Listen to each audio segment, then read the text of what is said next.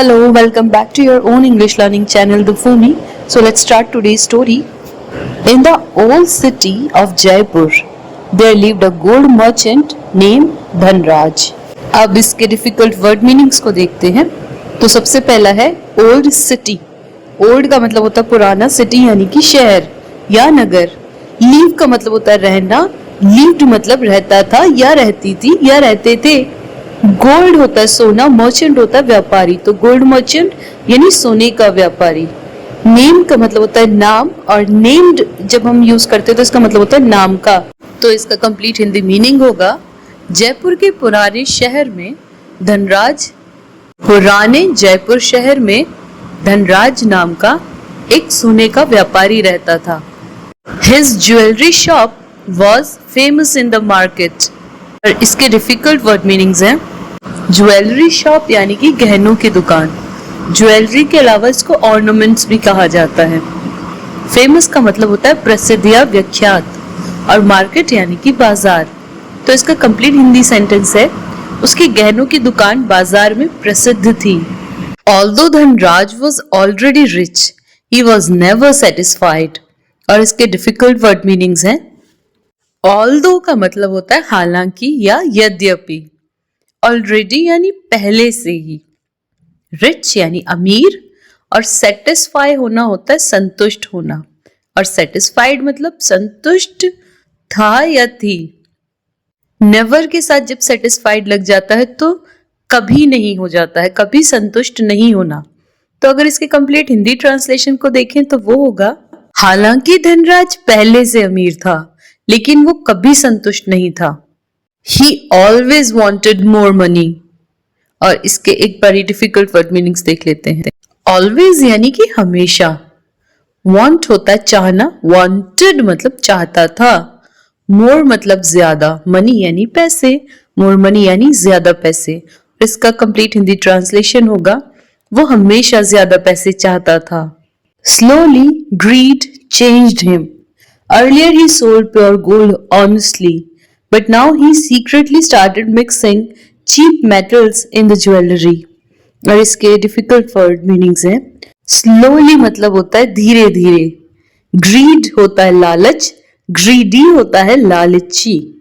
Change होता है बदलना, चेंज्ड मतलब बदल दिया. अब इसका जो कंप्लीट हिंदी ट्रांसलेशन है वो होगा, धीरे धीरे लालच ने उसे बदल दिया. पहले वो ईमानदारी से शुद्ध सोना बेचता था, लेकिन अब उसने गहनों में सस्ती धातुएं मिलानी शुरू कर दी. One day, a poor farmer came to his shop. The farmer wanted a necklace for his daughter's wedding. The farmer had saved money for years. Difficult word meanings. Poor मतलब गरीब. Farmer होता है किसान. Shop यानी कि दुकान. Necklace का मतलब होता है हार या गले में पहने जाने वाली माला. डॉटर का मतलब होता है बेटी. वेडिंग यानी शादी. सेव होता है बचाना, सेव्ड यानी बचाया या बचाए. मनी पैसे, और ईयर यानी साल, वर्ष, और ईयर्स यानी वर्षों. तो इसका कंप्लीट हिंदी ट्रांसलेशन होगा, एक दिन एक गरीब किसान उसकी दुकान पर आया. किसान अपनी बेटी की शादी के लिए हार खरीदना चाहता था. किसान ने वर्षों से पैसे बचाए थे. Dhanraj sold him an impure necklace at a high price. The farmer trusted him and left happily. During the wedding, the necklace turned black. इसके डिफिकल्ट वर्ड मीनिंग्स हैं. impure होता है अशुद्ध या मिलावटी.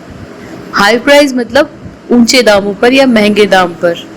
सोल्ड का मतलब होता है बेच दिया, क्योंकि सेल का पास्ट फॉर्म है सोल्ड. सेल का मतलब होता है बेचना. ट्रस्ट होता है भरोसा, ट्रस्टेड होता है भरोसा किया. लेफ्ट लीव का पास्ट फॉर्म है. लीव का मतलब होता है जाना. लेफ्ट का मतलब होगा चला गया. हैप्पीली यानी कि खुशी खुशी. ड्यूरिंग होता है के दौरान. टर्न ब्लैक का मतलब होता है काला पड़ गया, या टर्न का मतलब होता है हो जाना या पड़ जाना. टर्न ब्लैक यानी कि काला पड़ गया. और इसका कंप्लीट हिंदी मीनिंग होगा, धनराज ने उसे मिलावटी हार बहुत महंगे दाम पर बेच दिया. किसान ने उस पर भरोसा किया और खुशी खुशी चला गया. शादी के दौरान हार काला पड़ गया. The farmer was insulted in front of everyone. The next day, the farmer came back with tears in his eyes. He said, I trusted you. और इसके डिफिकल्ट वर्ड मीनिंग्स हैं. इंसल्ट होता है अपमान या बेइज्जती. इंसल्टेड होता है अपमानित या बेइज्जत करना या होना. इन फ्रंट ऑफ के सामने. और एवरीवन मतलब सभी लोग. नेक्स्ट डे यानी कि अगले दिन. और टीयर्स होते हैं आंसू. आईज मतलब आंखें. केम बैक, कम बैक का पास्ट फॉर्म है. कम बैक का मतलब वापस आना. केम बैक यानी वापस आया, वापस आई. और इसका कंप्लीट हिंदी ट्रांसलेशन होगा, सबके सामने किसान का अपमान हुआ. अगले दिन किसान आंखों में आंसू लेकर वापस आया. उसने कहा, मैंने आप पर भरोसा किया था. But Dhanraj denied everything angrily. Soon, rumors about his dishonesty spread across the city. Government officers inspected his shop. इसके डिफिकल्ट वर्ड मीनिंग्स हैं. डिनाई का मतलब होता है इनकार करना. डिनाइड मतलब इनकार किया. एवरीथिंग यानी कि सब कुछ. एंगरली यानी गुस्से में. एंगर होता है गुस्सा. एंगरली गुस्से में. सून यानी जल्दी ही. रूमर्स होती हैं अफवाहें.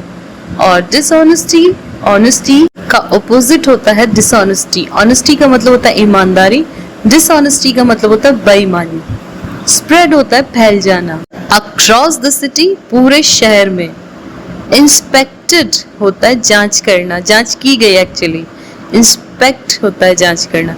शॉप यानी दुकान. तो इसका कंप्लीट हिंदी ट्रांसलेशन है, लेकिन धनराज ने गुस्से में सारी बात से इनकार कर दिया.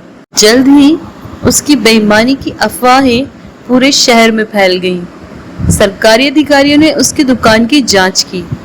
They found many impure ornaments. His shop was sealed and he paid a huge fine. One evening, his little son asked an innocent question. इसके डिफिकल्ट वर्ड मीनिंग्स को देख लेते हैं. तो सबसे पहले फाइंड का पास्ट फॉर्म होता है फाउंड. फाइंड मतलब पाना. फाउंड मतलब पाया. Impure ornaments. इम्प्योर मतलब अशुद्ध, मिलावटी. ऑर्नामेंट्स यानी गहने. सील होता है बंद करना. सील्ड बंद कर दिया गया या कर दी गई. ह्यूज का मतलब होता है भारी या बहुत बड़ा. फाइन होता है जुर्माना. इवनिंग यानी शाम. लिटिल सन छोटा बेटा. इनोसेंट होता है मासूम. क्वेश्चन यानी सवाल. और इसका कंप्लीट हिंदी ट्रांसलेशन होगा, उन्होंने कई मिलावटी गहने पाए. उसकी दुकान बंद कर दी गई और उसे भारी जुर्माना भरना पड़ा. एक शाम उसके छोटे बेटे ने एक मासूम सवाल पूछा. That question hurt Dhanraj deeply. He realized that greed had destroyed his respect. The next morning, Dhanraj apologized to the farmer. इसके डिफिकल्ट वर्ड मीनिंग्स देखते हैं. हर्ट होता है चोट पहुंचाना या चोट लगना या चोट पहुंचाई. डीप होता है गहरा. डीपली होता है गहराई से या अंदर तक. रियलाइज होता है एहसास होना. रियलाइज्ड मतलब एहसास हुआ. डिस्ट्रॉय होता है नष्ट करना. डिस्ट्रॉयड होता है नष्ट कर दिया. रिस्पेक्ट यानी सम्मान. और इसका कंप्लीट हिंदी ट्रांसलेशन होगा, उस सवाल ने धनराज को अंदर तक चोट पहुंचाई. उसे एहसास हुआ कि लालच ने उसका सम्मान नष्ट कर दिया था. अगली सुबह धनराज ने किसान से माफी मांगी. He returned all the money honestly. After that, he started selling pure jewelry again. Years later, people trusted him once again. और इसके डिफिकल्ट वर्ड मीनिंग्स हैं. रिटर्न होता है वापस किए, वापस कर दिया. ऑनेस्टली ईमानदारी से. स्टार्टेड यानी शुरू किया. स्टार्ट करना, शुरू करना. स्टार्टेड शुरू किया. सेलिंग प्रेजेंट कंटिन्यूअस है जिसमें काम हो रहा है, तो सेलिंग मतलब बेचना. प्योर ज्वेलरी शुद्ध गहने या शुद्ध जेवर. Years later सालों बाद या कई वर्षों बाद. ट्रस्टेड भरोसा किया. Once again फिर से. और इसका कंप्लीट हिंदी ट्रांसलेशन होगा, उसने ईमानदारी से सारे पैसे वापस कर दिए. इसके बाद उसने फिर से शुद्ध गहने बेचना शुरू किया. कई वर्षों बाद लोगों ने फिर से उस पर भरोसा किया. So this was our story. That is it for today. Thank you very much for watching. See you next time. Tala bye.